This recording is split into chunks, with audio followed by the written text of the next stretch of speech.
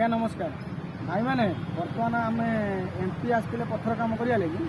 ଆମେ ଜଷ୍ଟ ଗୋଟେ ଦୋକାନରୁ କିଣିକି ଆଣିଲେ ବିମଲ ଖାଇବା ସମସ୍ତେ ଜାଣିଛନ୍ତି ଗୋଟେ ବିମଲ ଅଭ୍ୟାସ ସମସ୍ତଙ୍କର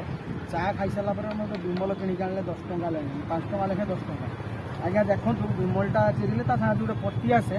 ଦେଖନ୍ତୁ ସେ ପତିଟାକୁ ଆମେ ଚିରିଲେ ଜର୍ଦାଟା ଯିଏ ଆସେନି କି ଜର୍ଦା ଟାଇପ୍ର ଦେଖନ୍ତୁ ଚିରିଲା ପରେ କ'ଣ ଗୋଟେ ପର ବାହାରୁଛି କୁକୁଡ଼ା ପର କି ଆଜ୍ଞା ଏଇଟା ଗୋଟେ ଚଢ଼େଇ ପର ଟିକେ ଭାଇ ଜୁମ୍ କରିକି ଟିକେ ଦେଖାଅ ଦେଖନ୍ତୁ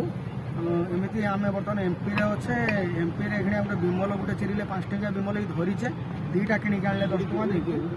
ଆଉ ଦେଖନ୍ତୁ ଭାଇମାନେ କୁକୁଡ଼ା ପର ବାହାରୁଛି ବିମଲ ଜର୍ଦାରୁ କିନ୍ତୁ ଭାଇମାନେ ଯଦି ବିମଲ ଖାଉଛନ୍ତି ଦେଖିକି ସାବଧାନ ସହିତ ଖାଆନ୍ତୁ ଦେଖନ୍ତୁ ଭାଇମାନେ ଜୁମ୍ କରନ୍ତୁ କୁକୁଡ଼ା ଗୁହ ବି ଅଛି କୁକୁଡ଼ା ଗୁହ କି ଏଇଟା କ'ଣ କେଉଁ ପକ୍ଷୀର ଗୁହ କି କ'ଣ ଏଇଟା ଦେଖନ୍ତୁ ଜୁମ୍ କରିକି ଦେଖାଉଛେ ଆପଣ ଦେଖନ୍ତୁ ବର୍ତ୍ତମାନ ଆମେ ଏମପିରେ ବର୍ତ୍ତମାନ ଅଛେ ଏମପିରେ ଗୁଟୁକା କିଣିଲେ ଚା ଖାଇସାରିକି ଏ ଚାହା ଭିତରୁ ଏ ପତି ପାଉଚରୁ ବର୍ତ୍ତମାନ ଗ୍ୟାସ୍ ଏ ଦେଖନ୍ତୁ ଭାଇମାନେ ଦେଖିକି ଟିକେ ସାବଧାନ ସହିତ ଦେଖିକି ଗୁଟୁକା ଇଏ ବିମଲ ଟିକେ ଦେଖିକି ଖାଆନ୍ତୁ ରହୁଛି ଆଜ୍ଞା ନମସ୍କାର।